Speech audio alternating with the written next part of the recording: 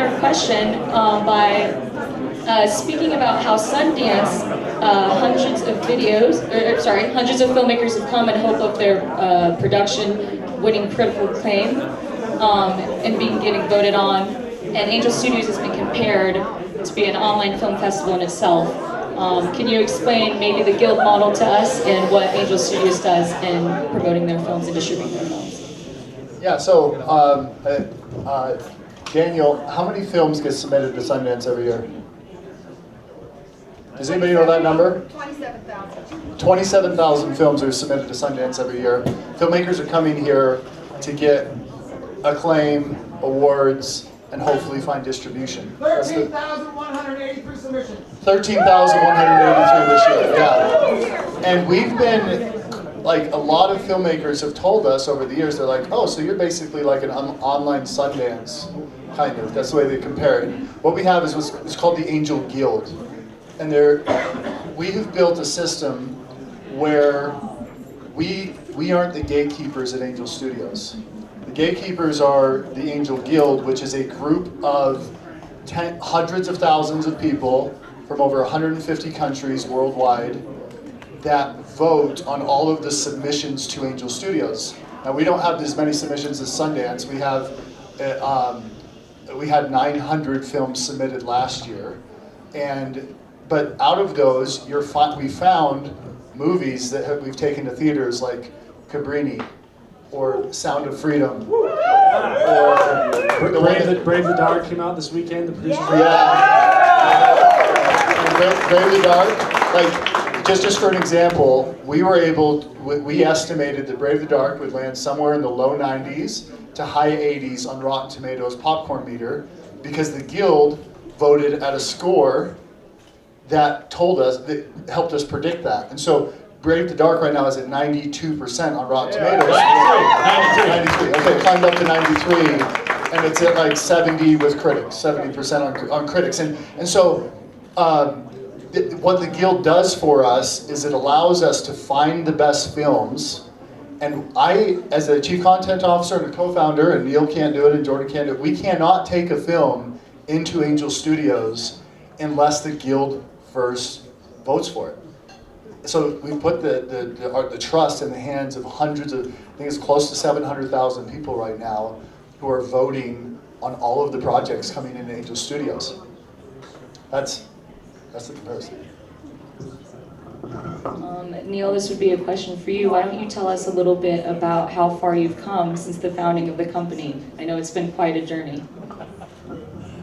So the company, we started in our basement. Jordan was living in our basement, and we started working on this project together, and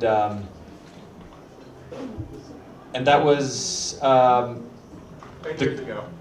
How many years? 10 years. 10 years, 10 or 11 years, something like that. So we started the company because we had young children. My oldest at the time was 9.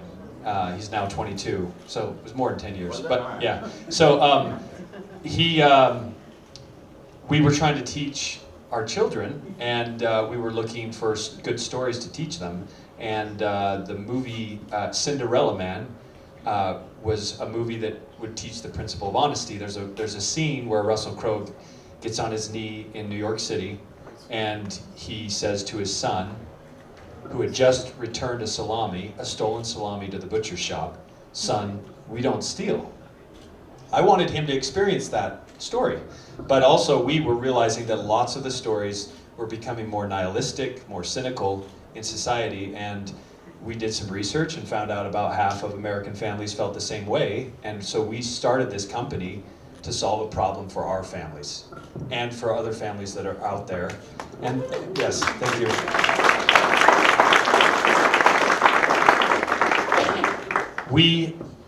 This thing has gone full circle. If we had known how hard it would have been, we probably wouldn't have started.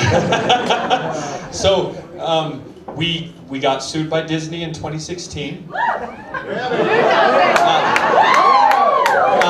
8,000 families came to our aid and invested over $10 million in 5 days. $5 million of those dollars went to fight the lawsuit, and 5 went to go and compete directly with the studios and start our own studio. And then we settled with Disney in 2020, and in 2021 we rebranded as Angel Studios.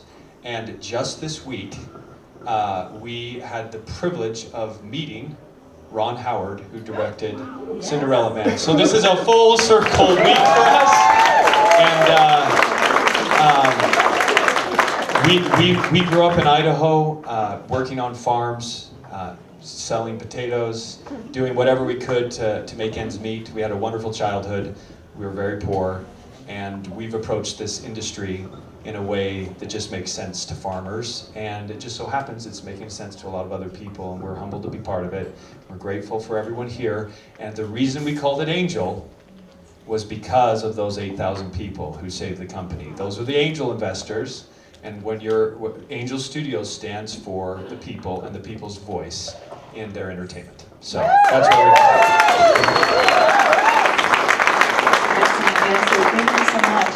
Jordan, as president of Angel Studios, what is the next big thing happening here? Oh gosh, the next big thing. I mean, it's the things that we've already been talking about. The most of this is already public online, or all of it's already public online. But we've spent the last 5 years since launching original content with Dry Bar Comedy, and the first narrative TV show was obviously The Chosen, and then Tuttle Twins, and then Wing Feather. But in December alone, we released more content than we had done in our entire life cycle combined, which is exciting. And so when we look at 2025 and 2026 and the years to come, this is very much an industry that in some ways reflects how farming is. When you're a farmer, you spend a significant amount of time preparing the soil, planting the seeds, nurturing those seeds, and you do that for months and months on end with the hope that by the end of that you're going to have a beautiful harvest. And you know, in the entertainment industry, it's even a longer cycle.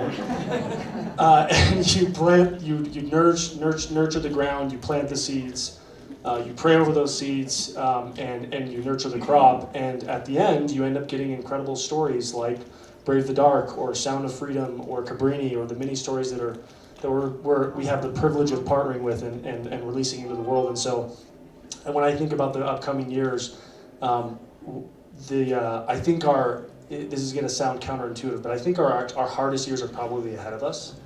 And what I mean by that is, the CEO of NVIDIA did a podcast, or it was on a panel a while back, and he spoke to the concept of pain and suffering. And when he spoke to it, he said, I want my employees to understand that suffering, and I might butcher this, and Neal and Jeff can interject and help clean it up, but suffering is a key element to actually growing and creating incredible things. And ironically, suffering is a key element to great art. When you look at some of the best stories that have ever been told, if you learn about the story behind those stories, there's a lot of suffering.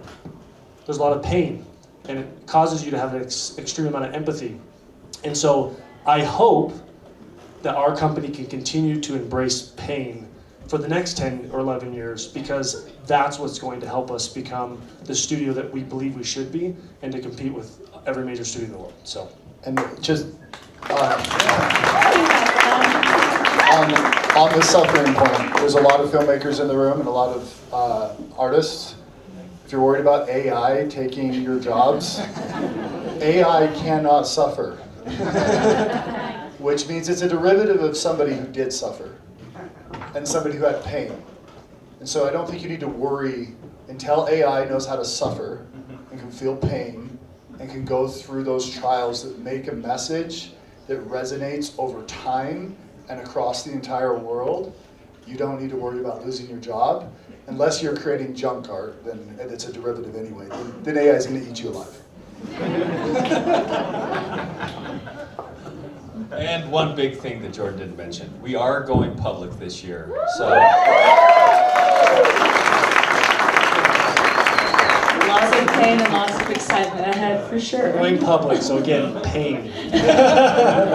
I want to go back actually to a little bit about the Guild, so we understand the concept of voting and bringing the stories that we share with the rest of the world to the world. Could you actually walk me through the process of how you go through the Guild and what kind of what things people get from it, whether or not the Guild passes it? Before you jump into that, any Guild members here? Raise your hands if you're a Guild member.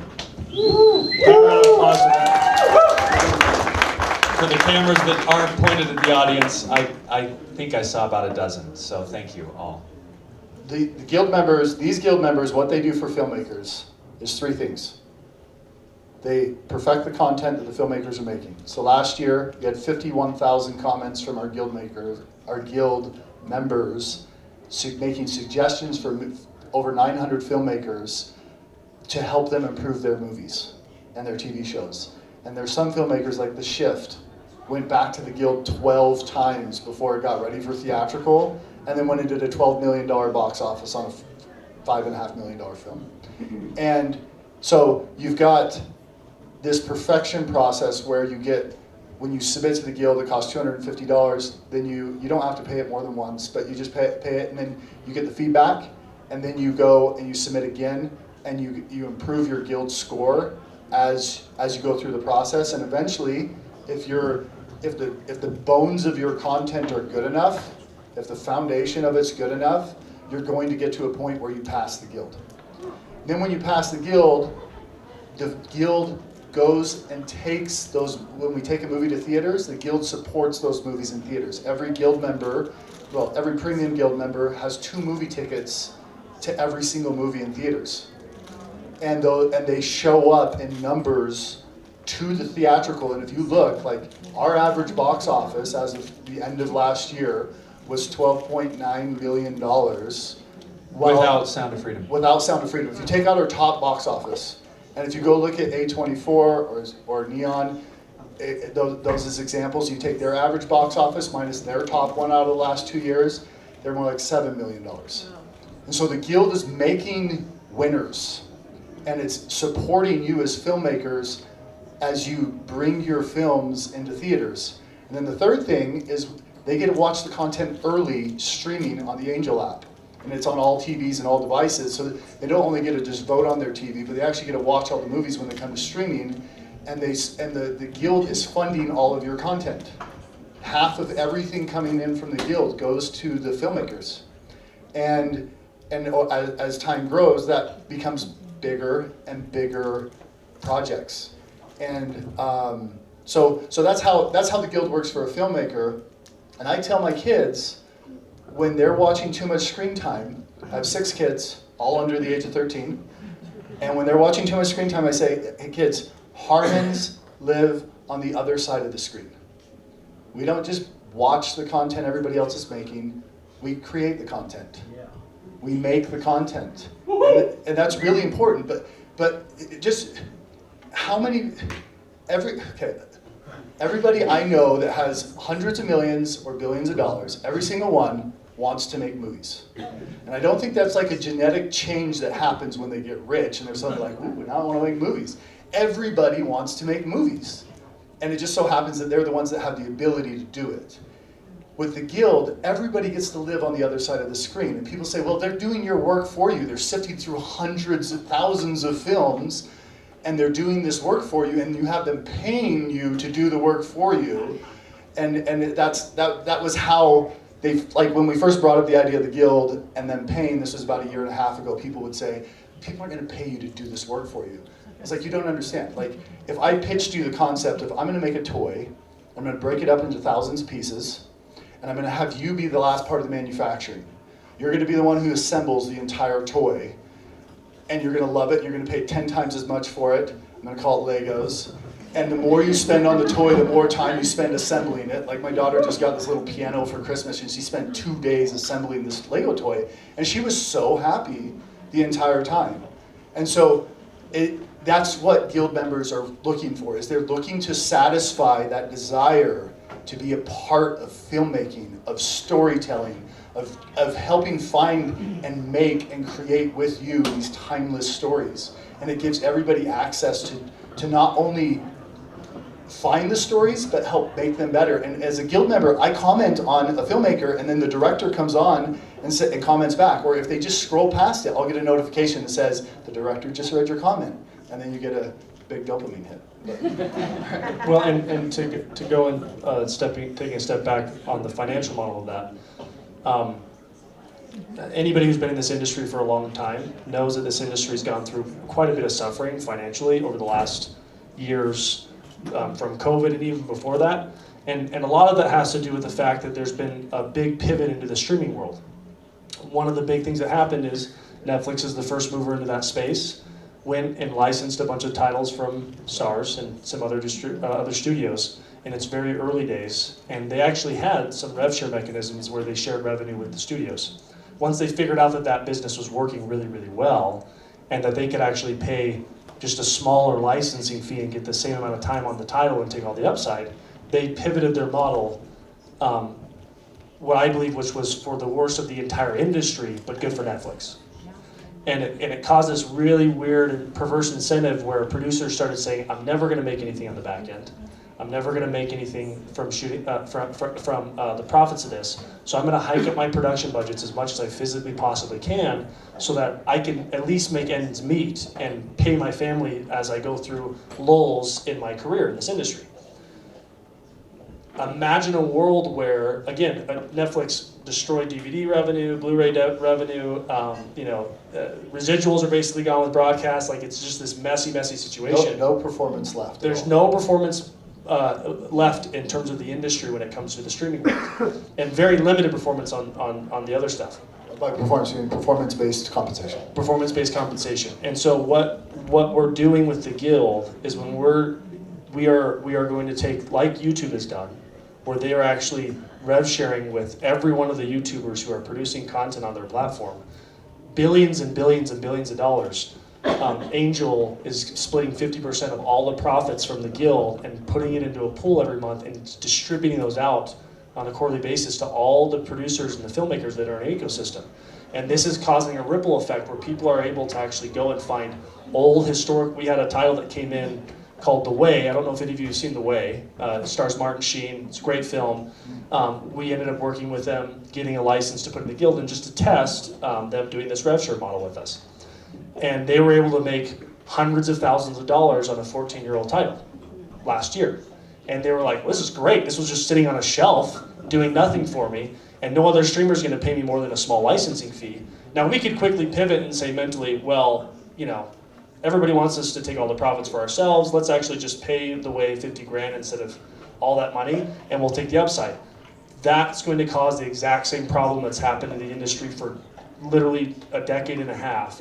And it's important that the industry gets back to a revenue participation model like residuals for the streaming world, so that the entire industry can benefit, and that producers can not only make ends meet, but can win when their title makes massive profits for the streamers.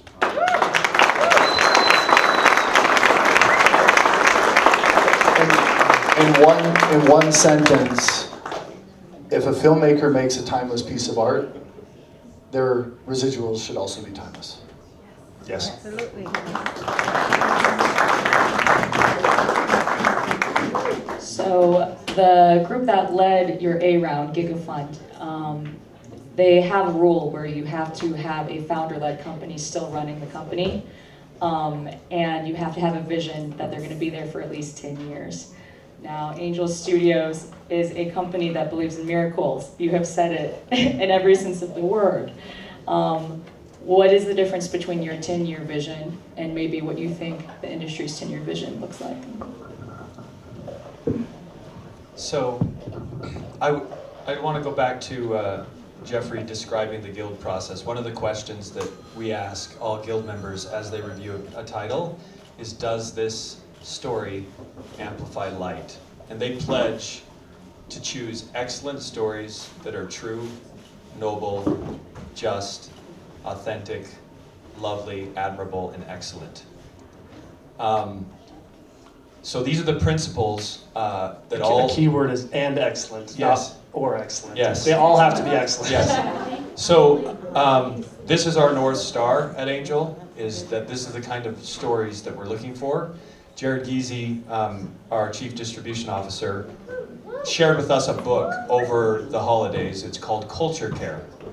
And in this book, the author describes how, he describes the problem, the tragedy of the commons, where, like for instance, how does an ocean get filled with garbage when nobody's really responsible for the ocean? And our society has made many efforts to try to solve problems in nature and counter those things. But his premise is that our culture is something that is a tragedy of the commons as well, where if we don't care for it and invest in it and put time and effort into it, then our children and our grandchildren will not benefit from the same culture that maybe we had growing up. And it's a tragedy of the commons type situation. I think that the rapid growth of the Angel Guild and these 700,000 guild members from 150 countries, they know deep down something. And I think that it was best represented. So Bimal Patel was kind enough to come and visit us, and he's here tonight. He's the Chief Legal Officer of PayPal. And Bimal, where are you? Right there. So he said something very profound to me over lunch today. He said, Neal, your mission is the product at Angel. Your mission is the product. And I think that that's what people sense, and the reason that we have people joining the guild so quickly is because people have a sense that something's happening to our culture and it's going to slip from us. And things are going to get so divisive and so nasty that society could break down. And we're not going to allow that to happen because we care too much about our children. And that is the reason that Angel exists, and is what is going to set us apart, is we have a North Star, and we're going to invest in the future for our children and grandchildren. As angel investors, as founders, and as a team, and as filmmakers, this is happening. I'm so grateful.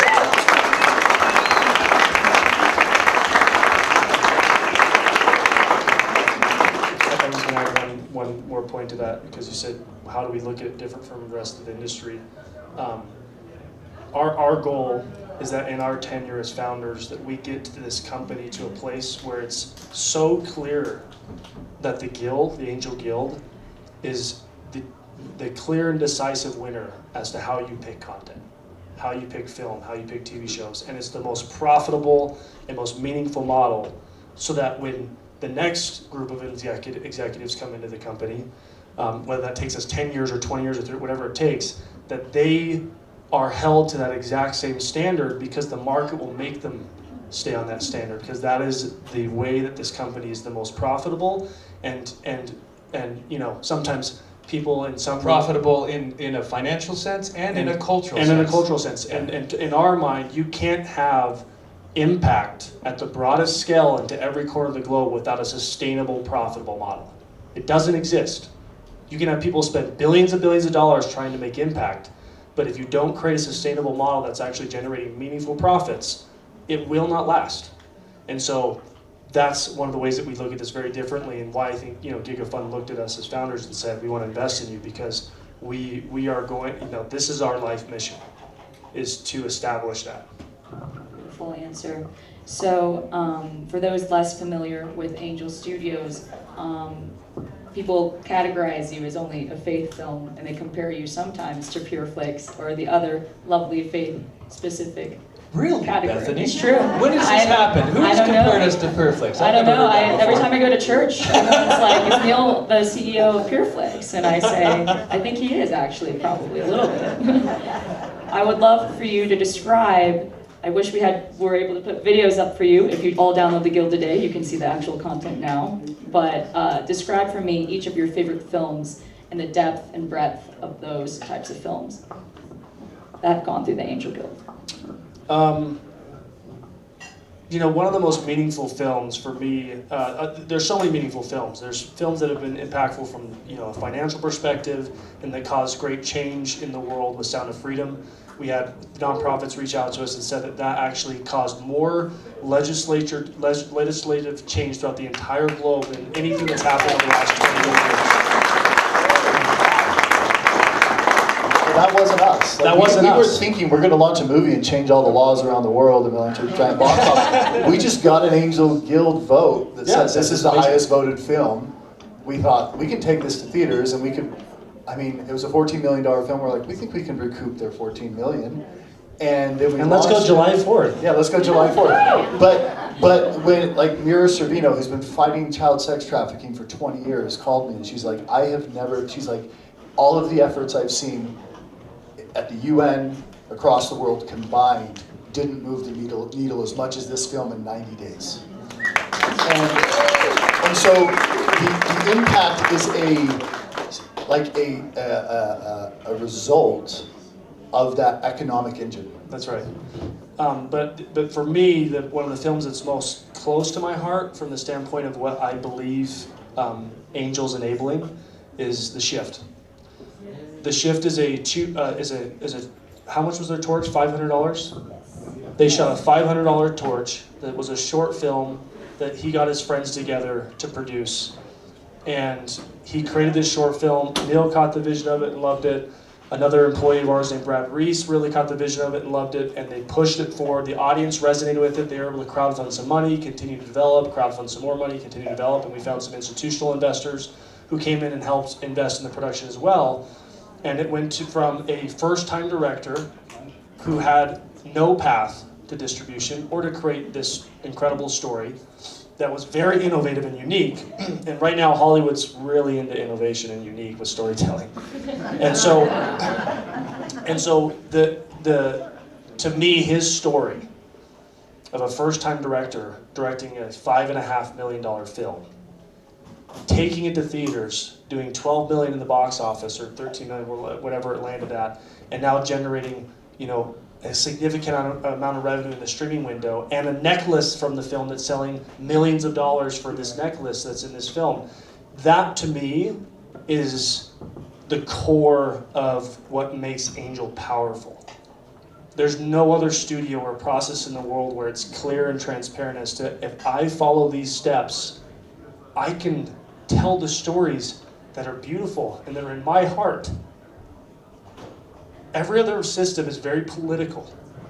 It's very politicized, and people have to suck up to someone else. And one of the things that's been beautiful about the Angel Guild is that, I had someone come up to me at an event one time, and I could tell that they were kind of schmoozing up, like, oh, you're founder of Angel, and I walked them through the Angel Guild, and we got to the end of the conversation. She's like, so you can't make my project if your audience doesn't approve it? And I was like, yeah, pretty much. And she's like, okay, and just left. Actually, that's not And true. I was like, okay, but to that extent, that is a blessing, that filmmakers, whoever's in this room, know that there is a path. You go to angel.com/filmmakers. There's a very clear path that we are carving out, that we want to be clear and transparent. And so for that reason, The Shift is one of the most beautiful films that we've ever done.